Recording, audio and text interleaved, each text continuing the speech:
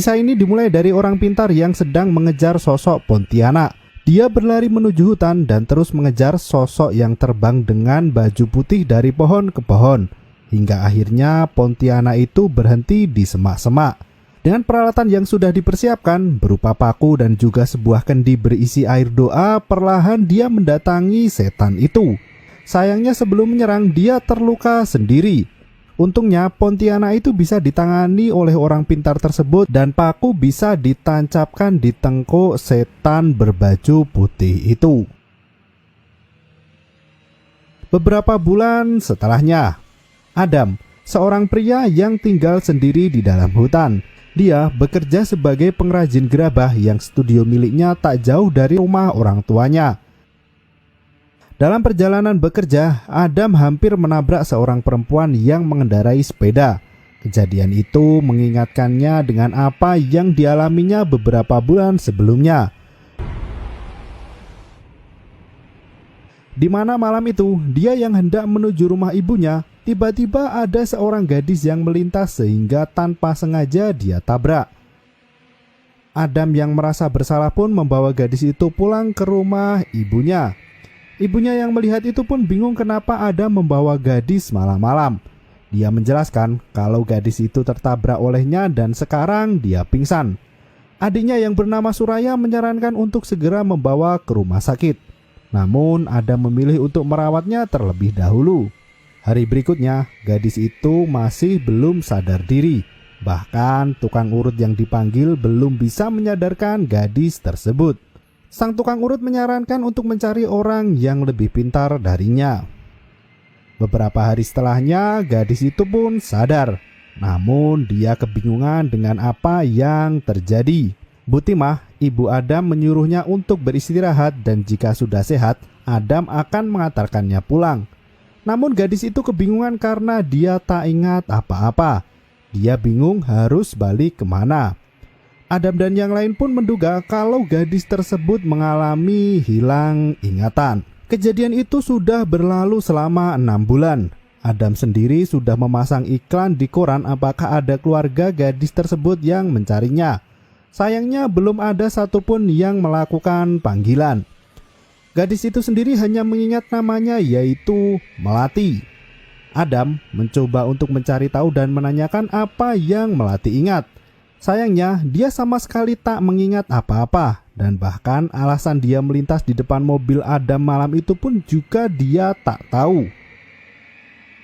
Ada seorang perempuan yang menyukai Adam. Dia bernama Sri. Sri sendiri tak menyukai Melati yang terus tinggal di rumah ibunya Adam. Sri ingin Adam menjadi suaminya dan dia sudah cukup dekat dengan keluarga Adam.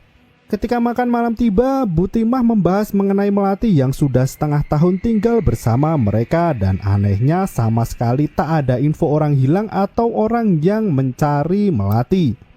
Melati sendiri juga tak tahu kenapa bisa begitu. Dia sendiri berterima kasih karena sudah dirawat oleh Butimah dan juga meminta maaf karena terus merepotkan. Sri yang ikut makan malam bersama dengan mereka pun menjawab dengan ketus, ya. Dia takut kalau Adam tertarik dengannya. Suraya pun mencoba menenangkan keadaan. Ia mengatakan kalau Melati bisa tinggal berapa lama pun di sana dan tak akan ada orang yang marah.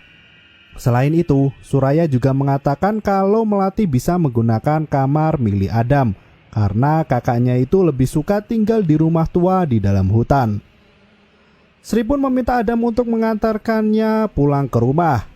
Dia melakukan itu supaya Melati merasa panas dan menegaskan kalau Adam miliknya. Sri sendiri juga mendatangi Bomoh untuk bisa menaklukkan hati Adam dan menjauhkannya dari Melati. Pagi harinya Melati yang bangun tidur pun menikmati suasana pagi di rumah Butimah. Dia yang sedang bersantai tiba-tiba menari dengan sendirinya dan berhenti ketika Adam melihat hal itu. Adam terkejut dan dia mengatakan kalau tak tahu Melati bisa menari. Melati sendiri juga tak tahu kalau dirinya bisa menari.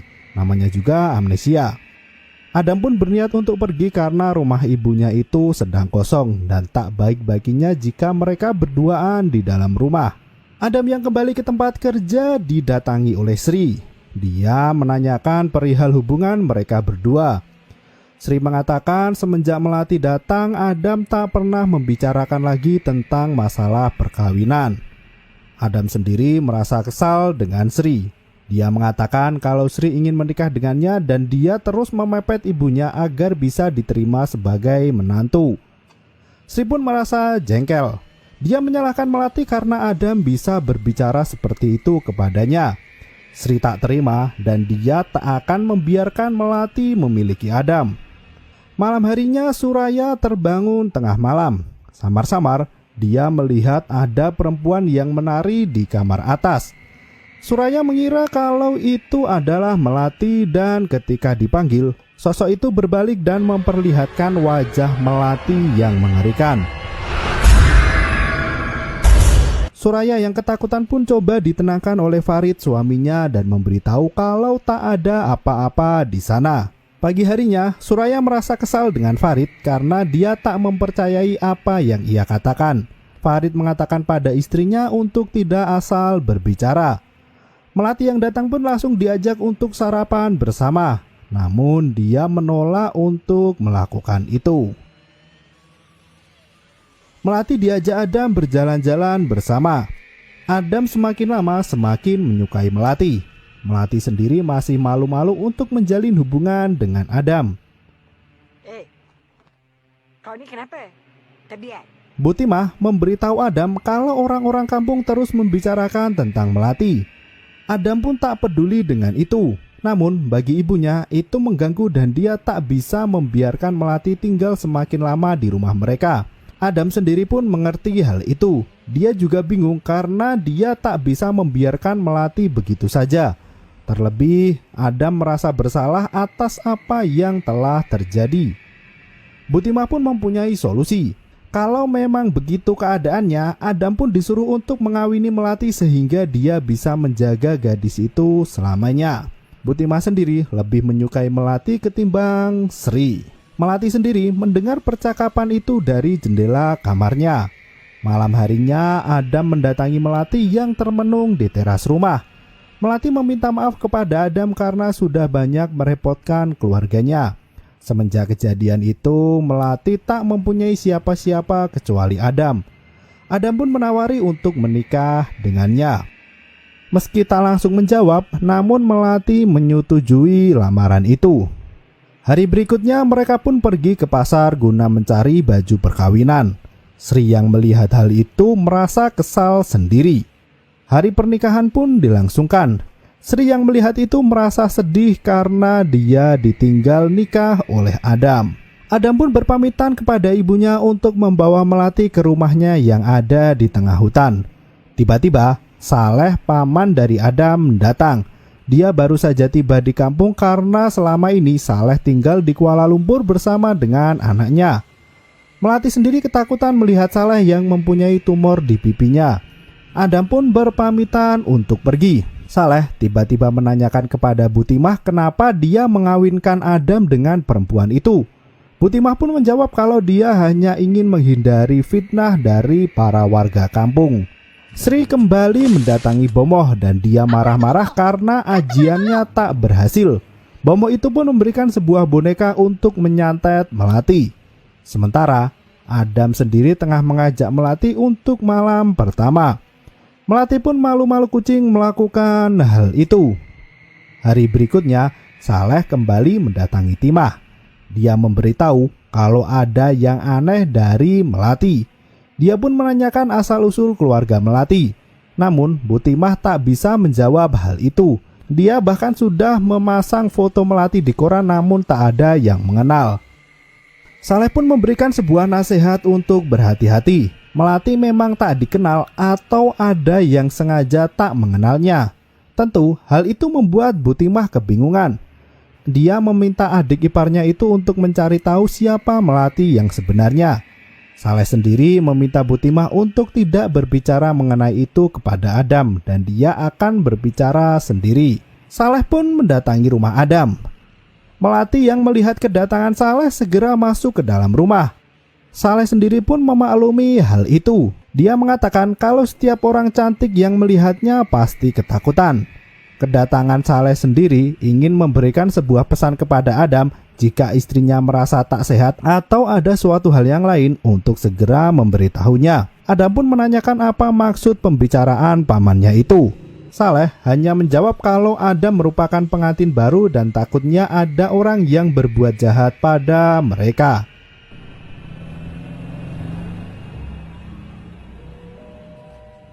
Sri kembali mendatangi Adam. Kali ini dia membawakan makanan untuknya. Namun Adam tentu menolak hal itu. Alasannya adalah karena dia sudah mempunyai istri dan menyuruh Sri untuk tidak mengganggunya lagi. Malam harinya Adam bermimpi buruk. Dia melihat istrinya yang berada di ruang tamu dan memegangi kendi hitam yang ada di sana. Namun ketika berbalik, terlihat wajah yang menyenangkan. Adam yang terbangun pun ketakutan melihat Melati yang ikut bangun juga. Malam berikutnya, Adam dan Melati makan di rumah ibunya. Namun Bu Timah tak ikut makan bersama. Suraya sendiri masih ketakutan dengan Melati setelah kejadian itu. Dirinya juga tak mau ditinggal berdua dengan kakak iparnya tersebut. Adam pun menanyakan apa yang dibicarakan pamannya pada ibunya. Bu Timah memberitahu kalau Pak Saleh datang dan mengatakan kalau Melati sepertinya tak sehat. Adam pun setuju dengan hal itu. Dia mengatakan kalau orang yang menyebabkan semua ini adalah Sri. Sri yang cemburu dan berniat untuk mencelakakan keluarganya itu. Bu Timah memperingatkan anaknya untuk tak berbicara sembarangan. Kalau apa yang dikatakannya tidak benar, maka hal itu akan menjadi sebuah fitnah. Sri sendiri mengamati Adam yang pulang ke rumah dari kejauhan. Adam membuka pintu dan menyuruh Melati untuk masuk. Namun dia kebingungan karena istrinya itu sudah menghilang. Dia pun mencari ke sekeliling rumah dan tak menemukan Melati dimanapun. Adam pun masuk ke dalam rumah dan dia melihat Melati yang sudah tidur di kamar dan kali ini dia merasa merinding. Adam segera berganti baju dan ketika kembali ke dalam kamar, Melati sudah tak ada di sana. Terdengar suara ayunan dari luar rumah.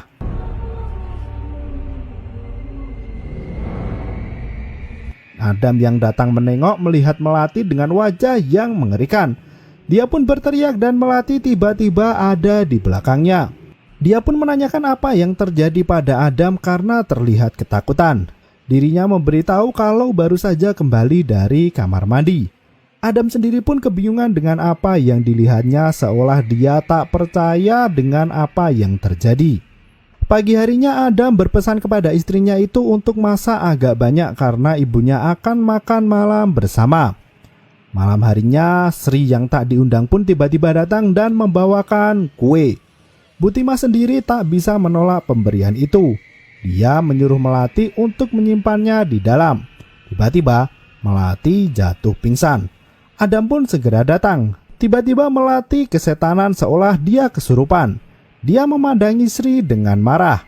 Sri segera pergi dari rumah tersebut. Melati yang pingsan pun dibawa kembali ke dalam kamar. Bu Timah menyuruh Adam untuk bersabar dengan apa yang terjadi. Assalamualaikum. Farid yang datang setelah pulang kerja pun mengajak istri dan Bu Timah untuk pulang ke rumah.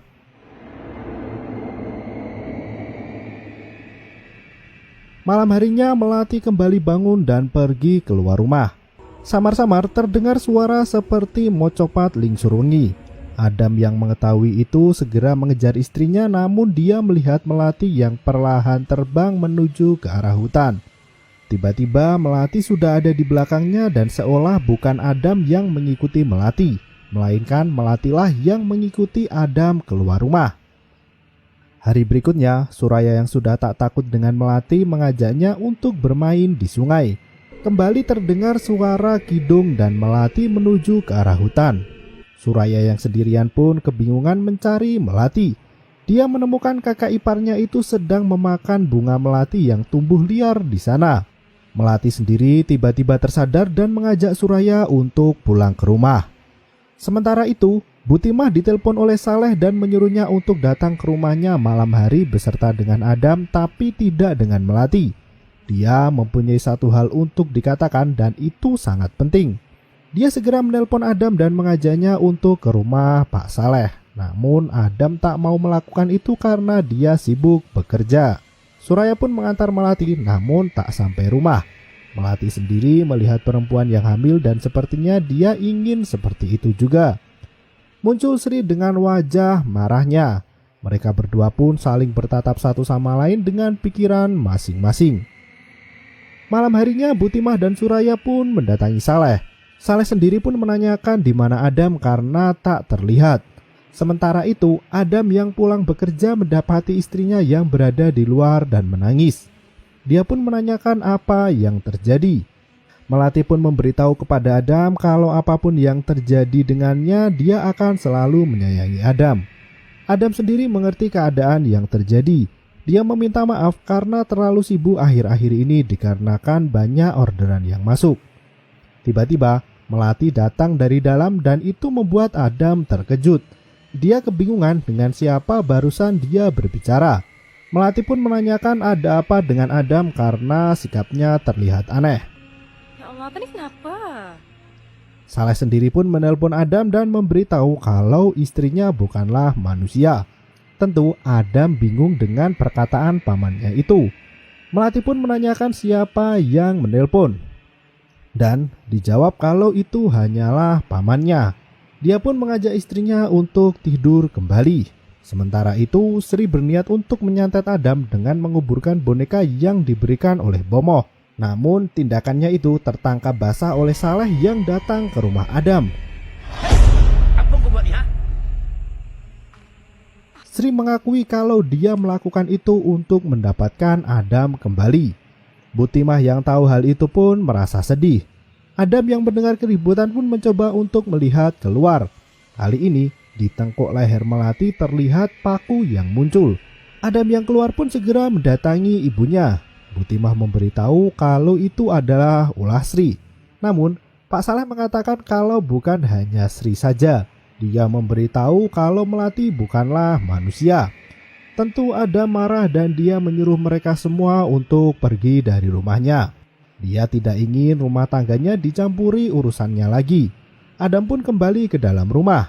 Dia menangis dan bersedih kenapa dia mengalami hal seperti ini. Melati pun datang dan memeluk dari belakang. Adam menanyakan siapa sebenarnya Melati. Belum sempat memberitahu yang sebenarnya, Saleh berteriak dan memberitahu kalau Melati adalah hantu dan jika tak percaya untuk melihat paku yang ada di tengkuk lehernya. Melati sendiri mengatakan kalau dia sangat mencintai Adam dan dia tidak ingin kehilangannya. Adam pun memeluk istrinya itu dan mencabut paku itu darinya. Perlahan Melati berubah menjadi Pontianak. Makhluk itu pun keluar dari rumah Adam. Pak Saleh memberitahu kalau semua itu bermula dari kakaknya, yaitu ayah Adam. Melati dulunya adalah manusia yang dibunuh ketika melahirkan dan menjadi Pontianak. Suaminya yang terlalu menyayanginya meminta bantuan ayah Adam untuk menjadikan Pontianak itu kembali ke wujud manusia. Sayangnya, ayah Adam mati karena terluka di bagian dada sehingga tuannya diwariskan kepada Adam. Harusnya tuannya adalah suami Melati yang dahulu. Pak Saleh pun menyuruh Melati untuk pergi sebelum dia membinasakannya. Perlahan Pontianak itu terbang menjauh sementara Adam menangisi kepergian istrinya dan apa yang terjadi. Tiba-tiba Pontianak itu mendekat ke Adam dan Adam bangun dari tidurnya. Dia segera mengecek leher istrinya namun tak ada paku di sana. Adam sendiri kebingungan dengan apa yang terjadi. Sementara itu di depan rumahnya ada Pontianak yang sedang main ayunan di bawah pohon. Ya, ceritanya seperti itu. Apakah Melati benar-benar asli Pontianak? Sedikit membingungkan untuk endingnya memang. Intinya seperti itu. Terima kasih.